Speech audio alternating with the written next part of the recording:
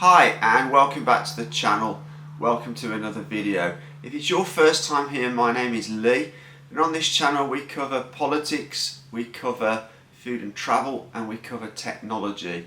Now, as many regular viewers will know, I'm on holiday in the UK at the moment. I normally live in Shenzhen, China. I'm on holiday in the UK, spending some time with my family, so I haven't done a great deal of content, especially of this kind of content, for a little while. But I thought this subject was too important not to do a video, so here I am doing a video. And what I want to talk about is the visit of the Speaker of the House, Nancy Pelosi, to Taiwan. So I'm going to cover the facts, and then towards the end of the video I'm going to give you my opinion on this. Now, Nancy Pelosi is the US Speaker of the House, and basically she's kind of a very high level government politician within the US. She's actually third in line to take the presidency. So if Biden will hand that over to Vice President, and if the Vice President for any reason can't take command, then it then goes to the Speaker of the House. So she is a very high ranking government official. Now, Taiwan, as many of you will know and many of you won't know, is actually part of China. It's not an independent country, it's part of China, and that is recognised by the United Nations and most countries around the world. And the legitimate government of China is the government in Beijing. And this is where the problem occurs, because basically a visit by such a high-ranking government official to Taiwan is kind of snubbing the government in Beijing and suggesting that the US recognise Taiwan as a country. Now, I'm going to give a few of the reasons for this. If you look back, as I just said, the UN as well as the USA recognise Taiwan as part of China, but their actions and their words are different. So if we go back just a couple of months to the speech Antony Blinken made, he made it clear in that speech that there is no change on the one China policy from the US. And even more recently than that, Joe Biden, in a phone call with Xi Jinping, also reiterated that they still abide by the one China policy. And Xi Jinping at that time made it quite clear to Biden that this is a red line, and if they cross that red line, then the US will be playing with fire and can expect to be burnt, and that the US should be very clear-eyed about that indeed. So I think it's very obvious by the US sending Nancy Pelosi to see the DPP government of Taiwan, saying when that their words and their actions just don't add up. And I think the only thing that this will cause is escalation of a possible conflict. It will cause the deterioration of diplomatic ties, and it will serve no purpose at all, really. It's just a pure provocation by the USA of China.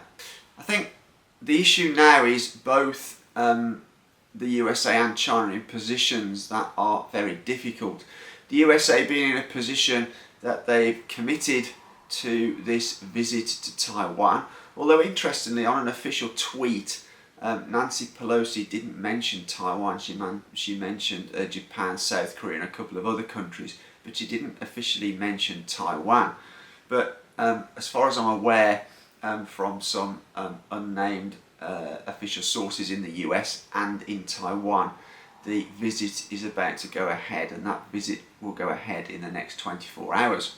I think both countries are in a position that is difficult to back away from.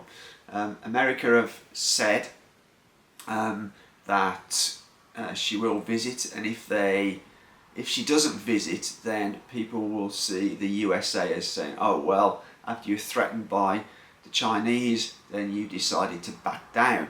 So that will make them look weak. And alternatively, if the visit goes ahead and China don't respond strongly, then people will see China as being weak because a lot of threats have been made, and if they don't carry through on some of those threats, then China will be seen as weak. So what will happen? Well, in my opinion, if Pelosi visits Taiwan, I personally don't think China will launch an attack against Taiwan. I think China are much more strategic than that. They know by launching an attack against Taiwan that it will affect both China and Taiwan severely economically. It will cause a huge world economic issue.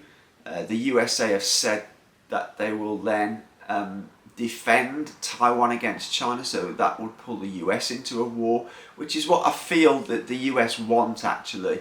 If you read the RAND report, it suggests that the US have a window up until 2025 to attack China. After that, they feel China will be too big and too powerful to contain. It's all about the US trying to keep their hegemony and stopping China from rising, which I think is unbelievable that a country with a third of the population of a quarter of the population of China want to deny the Chinese people the right to become more powerful and more wealthier. I just think that is absolutely ridiculous, but we see the US getting more and more desperate every passing day. So who knows where this conflict could end. From videos I see online, the Chinese military are sending huge amounts of resources to Fujian. Fujian is the closest part of the mainland to Taiwan. But as I said, I still don't think there will be a military invasion. What I think will happen is there will be some very severe diplomatic consequences from China. There may be some economic consequences for Taiwan. Now, what you have to remember is Taiwan does about 50% of its export to the mainland, and I think that Taiwan will obviously be aware of that, and I think that also Taiwan, I mean, as far as I understand, a majority of the people want the status quo to continue, and it was only since the DPP got into power, largely backed and driven by the US, that this situation has come about. A number of years ago, the previous government, they were working towards, they did a free trade agreement, they were working towards more and more becoming again an integrated China. But obviously the US has this agenda to contain China, and I think as part of that agenda they want to be able to put a military base or missiles or whatever on the island of Taiwan, and obviously the US can't do that while Taiwan is part of China. It's a no-no. I mean, they already have US military there training Taiwanese army personnel. They have made numerous deals to sell huge amounts of weapons to Taiwan. Everything the US do is an escalation of provoking China or pushing Taiwan to become independent. And I think if Taiwan was independent, probably one of the first things that the US would do is install military bases into Taiwan with missiles and rockets targeted directly at China. Now, my biggest worry here is if you look at what's been going on in Japan over the last few years. Previously, Japan was not able to spend on military, but the constitution has changed in Japan that now they can. And my concern is that the US will want to fight a war with China, but they won't want to use American military, similar to they've done fighting their war with Russia by using Ukraine as a proxy. I feel they want to use Japan and possibly South Korea as a proxy to attack China.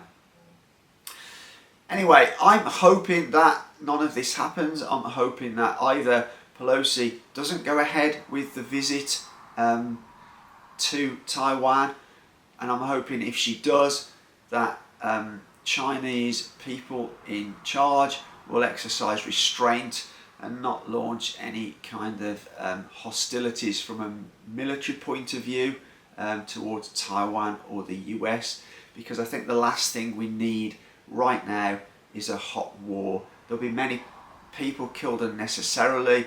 There'll be the world economy will be destroyed for many years, and it will just become total chaos. There's already too many innocent people being killed in Ukraine against with the US's proxy war against Russia. So that's my thoughts on this subject. I'd love to know what you think down in the comments below. Let's get some debate going. This is a really hot topic at the moment, and in the next 24 hours I think we'll know for sure whether Pelosi will visit Taiwan or not. But anyway, if you did like this video, please give it the thumbs up. Let's get it out there a little bit more. If you do like the channel, consider hitting that subscribe button. But as always, for now, take care.